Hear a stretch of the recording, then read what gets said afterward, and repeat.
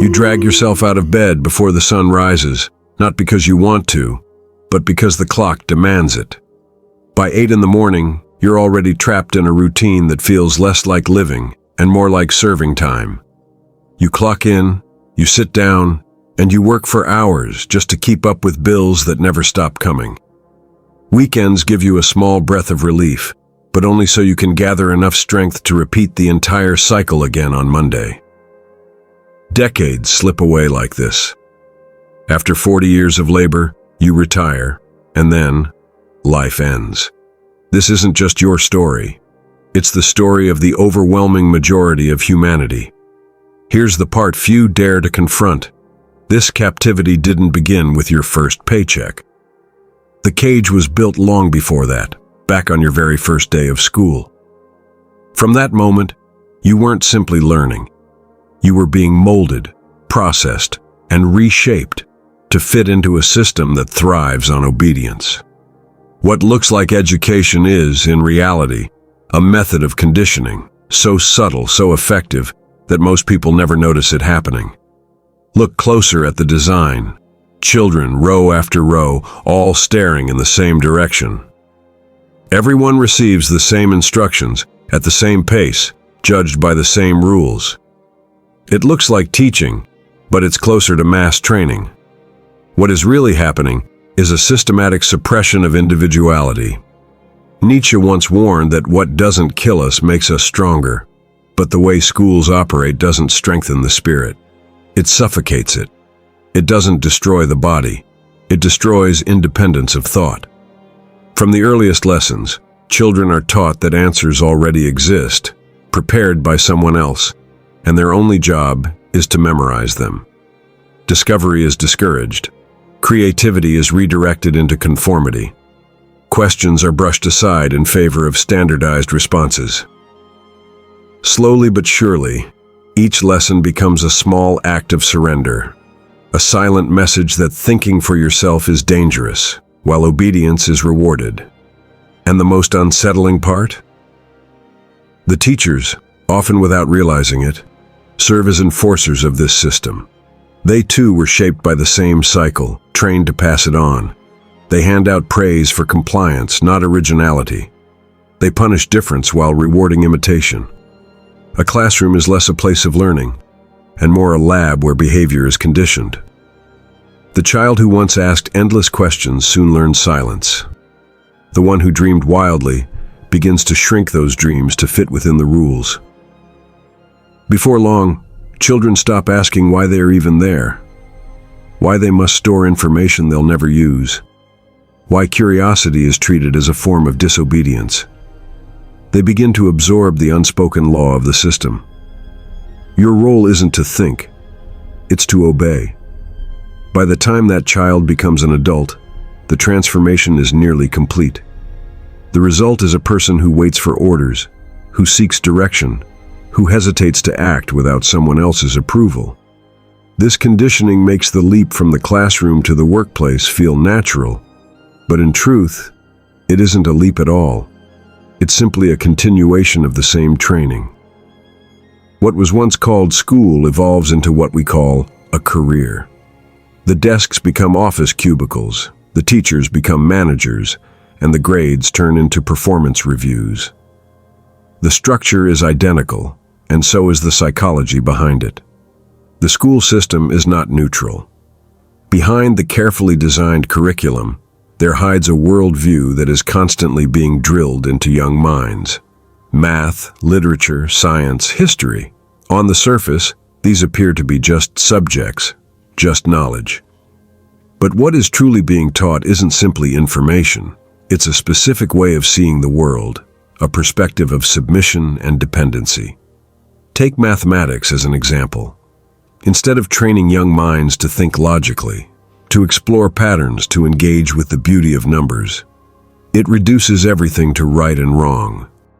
There is always one predetermined answer, already decided by authority. 2 + 2 must equal 4, and any attempt to question or reimagine that truth is treated as nonsense. Slowly, this creates a mental framework. In life, too, there is only one acceptable way to do things. the way the system approves. Freedom of thought shrinks, while obedience to external rules grows. Language, which could have been a tool of liberation, suffers the same fate.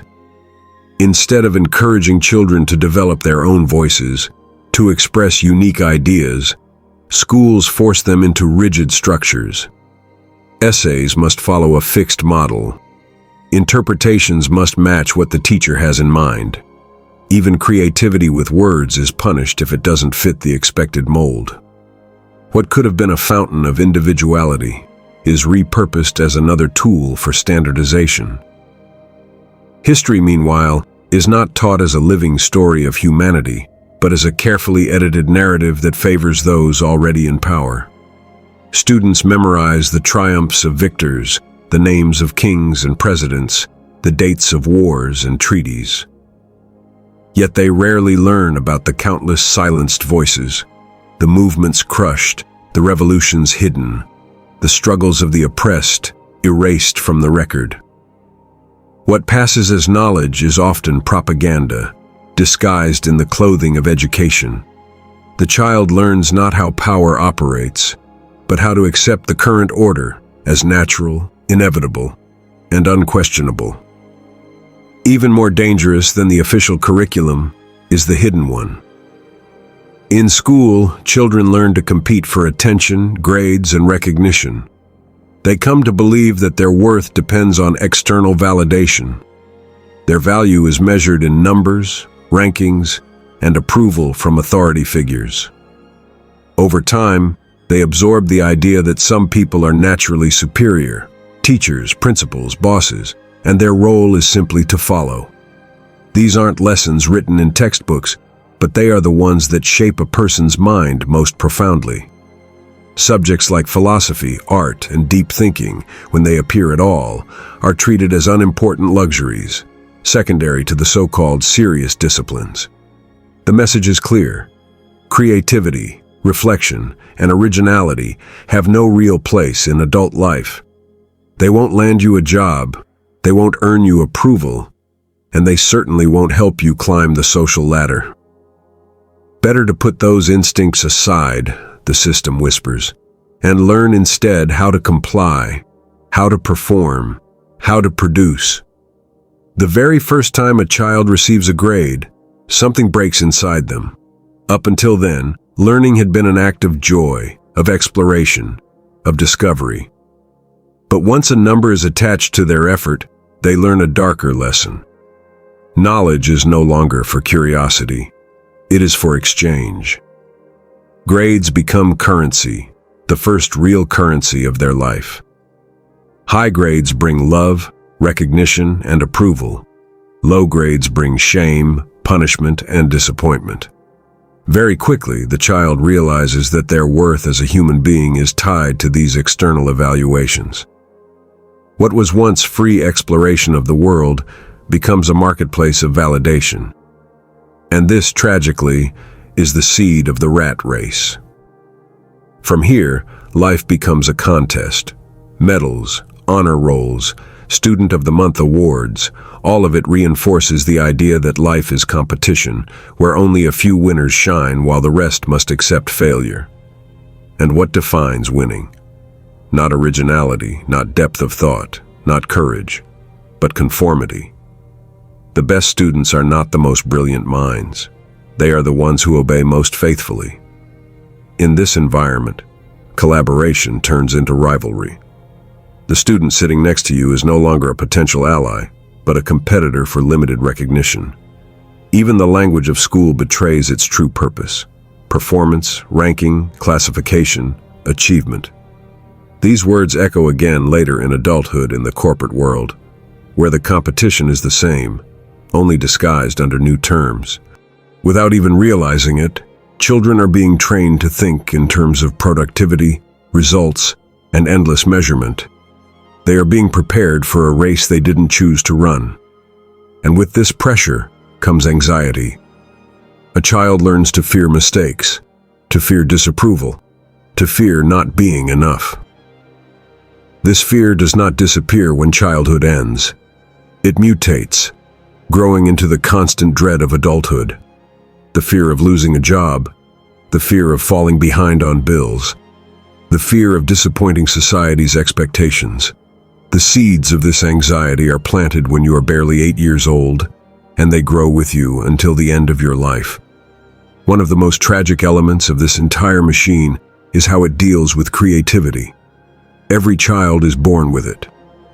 Watch a toddler, and you'll see an explorer, an inventor, a philosopher in miniature. Children question everything, imagine freely, and create new worlds out of nothing. But the school system gradually extinguishes this flame. It doesn't happen all at once.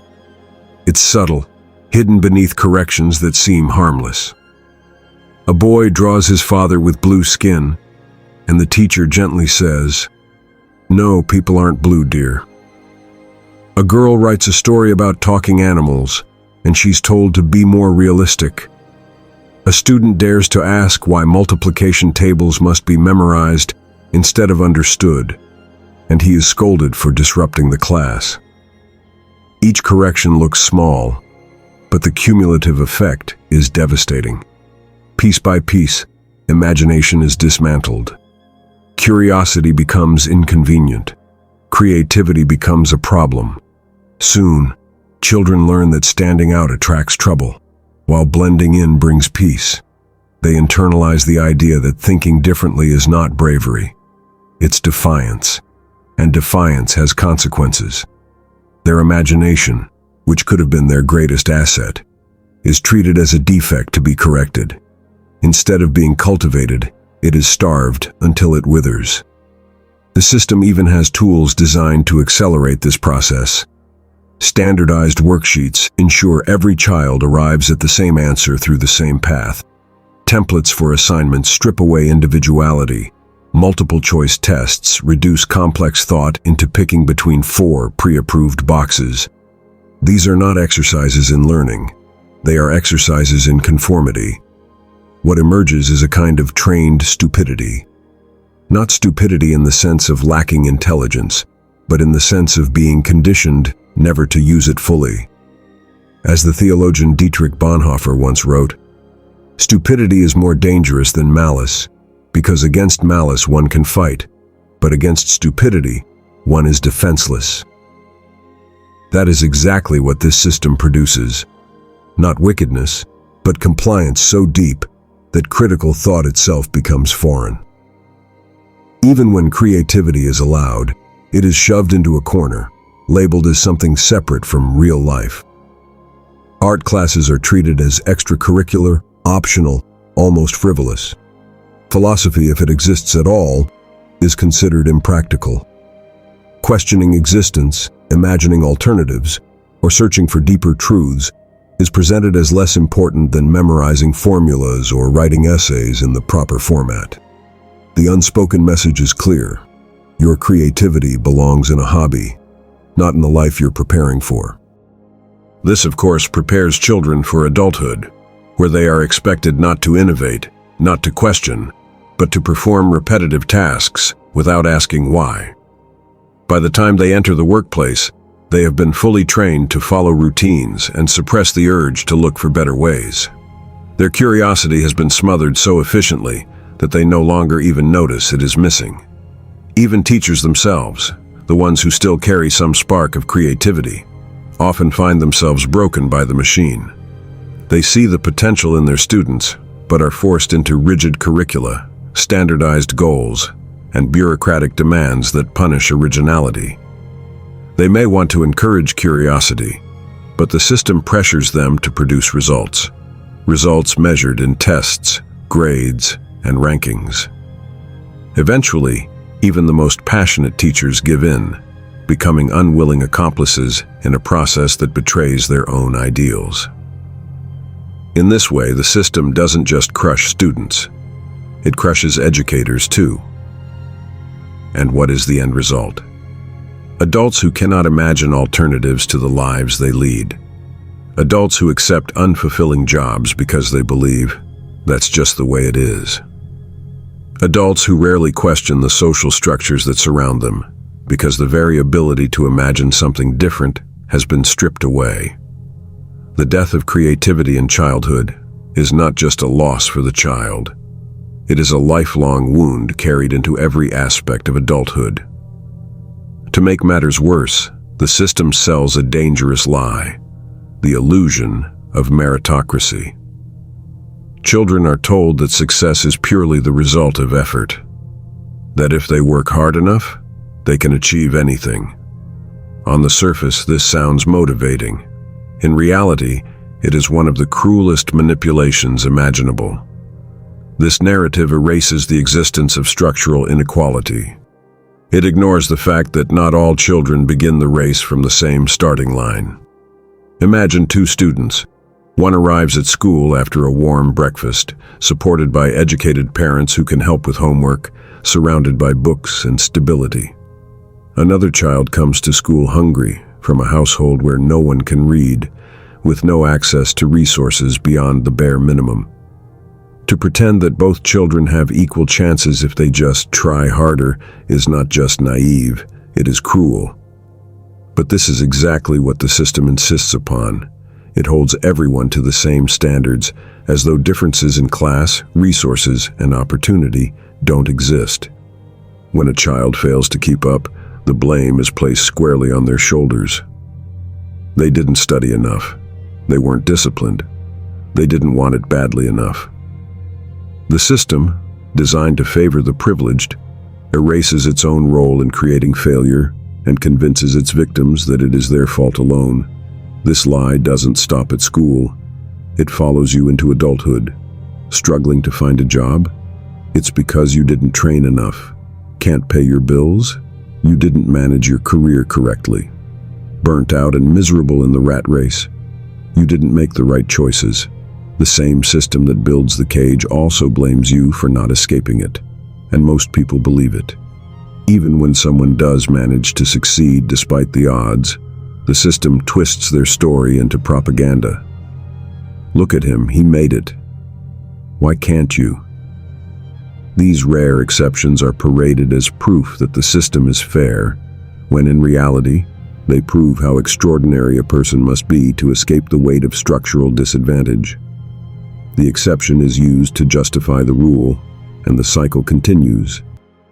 The handoff from school to work is so seamless that most people never notice it happening. It doesn't feel like a change. It feels natural, inevitable, even logical.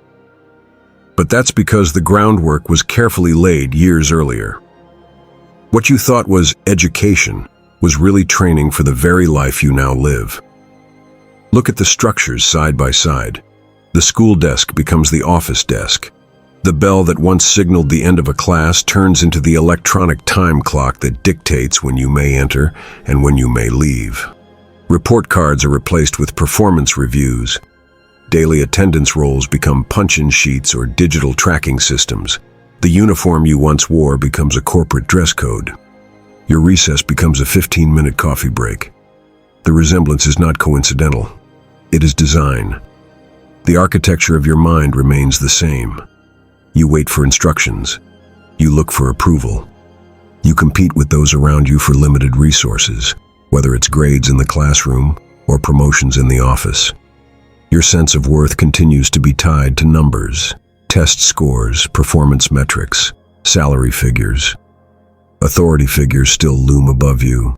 Teachers replaced by managers, principals replaced by executives, administrators replaced by CEOs. In both cases, your role is submission, dressed up as achievement. The language barely changes. At school, you learned about performance, ranking, deadlines, and evaluations. In the workplace, you hear about reports, targets, feedback, and goals. The terminology is different only in detail. The psychology is identical. Success and failure are defined not by your inner growth or human potential, but by how well you conform to external demands. Even the punishments remain familiar. Where once you feared failing a grade, now you fear losing your job. Where low marks once threatened your self-worth, now it's a poor annual review or a stagnant paycheck. Where detention once meant humiliation, now it's a dreaded meeting with human resources.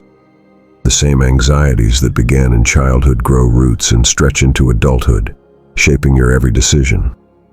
The system is remarkably efficient at this continuity. For 12 years, you are trained to trade your time for approval. Then, as an adult, you trade your time for money. In both cases, the task is the same: obey, repeat, produce. School conditions you to endure monotonous, meaningless exercises. The corporate world offers the exact same thing under a new name: routine tasks, spreadsheets, endless meetings. In school, questioning authority brought punishment. At work, it brings demotion, unemployment, or blacklisting. The preparation could not be more precise. And so the rat race begins. You rise early, commute to a place where your time is sold in exchange for survival, return home drained, and spend your weekends recovering only to repeat the cycle. Each year looks the same, except the stakes grow heavier. Bigger bills, more responsibilities, greater fear of losing it all. The cage becomes invisible because it looks like life itself. The cycle closes when you begin to long for retirement, a future promised as the reward for decades of obedience. Freedom, you are told, is waiting for you once you reach the finish line. But by the time you arrive, what is left of that freedom? You have spent so many years preparing to live that you have forgotten how. Your body is tired, your curiosity has been buried, and the dreams you once had as a child feel like relics from another life. The German philosopher Schopenhauer once observed that human life swings like a pendulum between suffering and boredom. The modern system ensures you get both in abundance. Endless labor robs you of joy, while the monotony of routine strips you of vitality. The brutal truth is that millions live lives they never chose, working in jobs they don't like, buying things they don't need with money they barely have, all to impress people they don't even know. And it all began the day they walked into a schoolroom and silently agreed to obey. The most effective part of this conditioning is that it convinces the prisoner to defend the prison. People not only accept the system, they become its advocates. Parents who were once victims of the same process now send their own children into it, believing it is the only way forward. They say, education is the path to opportunity, without realizing they are feeding the next generation into the same machine that consumed them. The system doesn't just survive, it perpetuates itself through its victims. The oppressed become its guardians, enforcing the very rules that broke them. And so the cycle continues, generation after generation, until someone dares to wake up and question why things must be this way at all. So here we are, a system that has trained us from childhood to adulthood to obey, compete, and conform. A system that convinced us to trade freedom for security, imagination for rules, life itself for survival. And the most tragic part? Many of us defend this prison as if it were a gift. We call it opportunity. We call it progress. We call it normal. Think about it. From your very first grade, you were taught that your value as a person could be measured on a sheet of paper. From your first job, you were taught that your time was worth a paycheck, nothing more. For decades, you have been running a race you never agreed to join. A race with no finish line because even the supposed end, retirement, is not freedom, but exhaustion disguised as rest. And yet, even knowing this, most people cling to the system. They fear stepping outside it because they have been conditioned to believe there is no other way. That this is how life works. That this is the only path to success. But ask yourself, success according to whom? Success by whose definition? The system's or your own? The truth is that the real chains are not on your wrists, they are in your mind. Years of conditioning have convinced you that obedience is virtue, that conformity is safety, that questioning is rebellion. But deep down, you know something is wrong. You can feel it when you wake up dreading another day of labor. You can feel it when you sense that life is passing you by while you sit in meetings that mean nothing. You can feel it when your soul whispers that there must be more than this endless cycle of work, bills, and waiting to die. And there is. But the first step is awareness. The first step is recognizing the prison for what it is. The second step is refusing to hand the keys of your mind to anyone else.